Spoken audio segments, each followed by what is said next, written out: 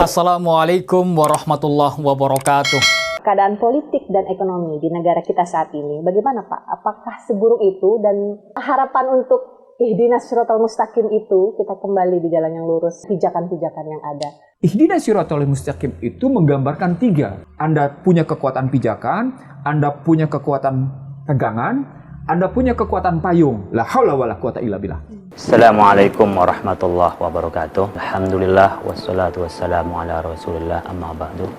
Pada kesempatan kali ini saya akan mengulas tentang pegadaian syariah. Pada dasarnya pegadaian itu sudah syariah karena sistem keuangan, sistem transaksi yang disebutkan langsung oleh Allah Subhanahu wa taala adalah pegadaian. Allah menyebutnya adalah rahan, sebagaimana yang difirmankan oleh Allah Subhanahu wa taala dalam surat Al-Baqarah ayat 283. Wa in kuntum ala safarin wa lam tajidu katiban farihanun maqbudah. Kalau kita dalam perjalanan lalu tidak menemukan tukang tulis dalam proses transaksi kita, dalam proses perjanjian kita, farihanun maqbudah, maka ada rahan yang dipegang. Apa rahan itu? Yang kita terjemahkan dengan pegadaian atau gadai. Rahan itu adalah meminjam sesuatu dengan cara meletakkan atau menjaminkan barang kepada orang yang meminjamkan. Dalam konteks sekarang adalah orang meminjam uang seperti di pegadaian, lalu orang menaruh barangnya sebagai jaminannya. Seandainya dia tidak membayar dari utang-utangnya, maka barang itu akan dijualnya. Nah, perkembangan waktu, barang jaminan itu bukan hanyalah pakaian, bukan hanya hewan, tapi juga emas. Islam memperbolehkan rahan emas, gadai emas. Kenapa boleh? Karena sekarang emas tidak hanya sebagai mata uang atau alat tukar semata, tapi uang sudah menjadi sil'ah, sudah menjadi komoditi. Jadi emas itu sudah menjadi komoditi sekarang. Bahkan hampir kita melihat di seluruh dunia tidak ada lagi uang dinar yang berupa emas. Di suatu negara seperti Kuwait menyebut dinar, tapi dinarnya adalah dinar kertas. Oleh karena itu, penerjemahan dari hadis Rasulullah SAW bahwa Rasulullah SAW pernah ishtara ta'aman min Yahudin, lalu Rasulullah pernah menggadaikan baju besinya untuk mendapatkan makanan dari orang Yahudi yang akan didermakan kepada orang lain. Rasulullah menggadaikan baju besinya.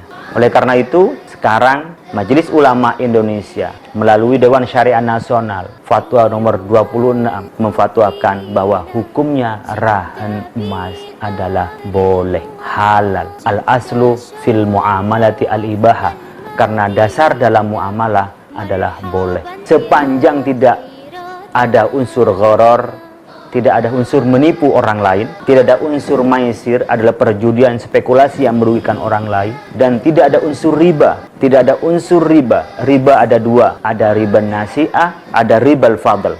Riba nasi'ah adalah riba yang meminjamkan sesuatu berdasarkan tenggang waktu. Makin tambah waktu, makin tambah penghasilannya, meskipun itu tidak produktif. Itu riba nasi'ah. Riba al-fadl, riba karena satu barang lalu yang satu lebih besar dari yang lain, itu adalah riba al-fadl. Di sini emas posisinya bukan dengan emas, tetapi dengan uang. Emas dibeli dan emas digadaikan hanya sebagai jaminan saja. Kalau emas dibeli, emas logam mulia, emas ditukar dengan uang, maka jenisnya berbeda. Yang satu adalah emas sebagai barang, yang satu sebagai uang, alat tukar.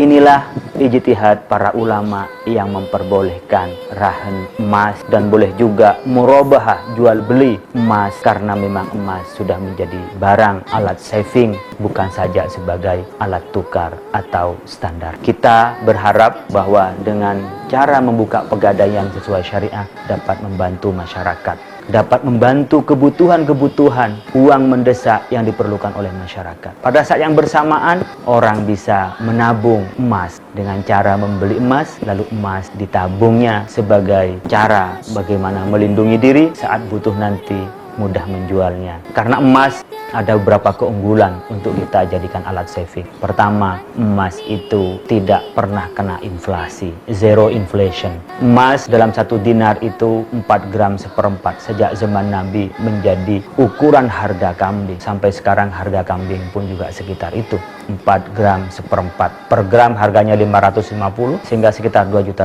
Demikian juga emas liquid, mudah dicairkan. Dengan kita punya emas mudah dijual sehingga orang mungkin ketika butuh uang mendadak, butuh barang mendadak bisa menjual emasnya dengan seketika. Oleh karena itu emas oleh Majelis Ulama disahkan untuk menjadi jaminan, menjadi marhun untuk orang gadai. Saat yang bersamaan juga Majelis Ulama Indonesia memperbolehkan murabahah, jual beli emas, apakah itu secara tunai maupun secara kredit, asalkan dalam akadnya dijelaskan harga pokoknya dan berapa keuntungannya, marginnya, dan berapa lama bayarnya, sehingga ada kejelasan barang, kejelasan harga, kejelasan tempo membayar.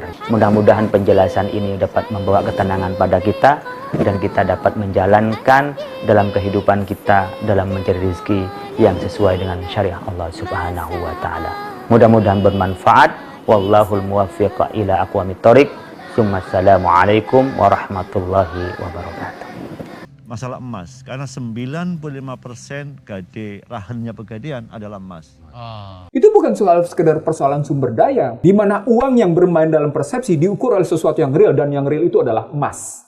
Dan emas itu diambil dari Grassberg dan Iceberg. Dan itu Papua. Padahal dalam kancah peperangan ekonomi, perang ekonomi ditunjukkan oleh kekuatan kantong. Karena dunia ekonomi kasino, dunia judi. Perekonomian dunia dengan permainan industri keuangan adalah ekonomi kasino, ekonomi judi. Dan ekonomi judi ditunjukkan oleh kekuatan keuangan. Dan kekuatan keuangan yang bermain persepsi basisnya adalah emas. Dan kejayaan akan kembali ke tangan umat Islam. Insya Allah, tetap yakin. Saya Karin mohon undur diri. Subhanakallahumma wa bihamdika asyhadu an la ilaha illa anta astaghfiruka wa atubu ilaik. Billahi taufiq wal hidayah. Wassalamualaikum warahmatullahi wabarakatuh. Waalaikumsalam warahmatullahi wabarakatuh.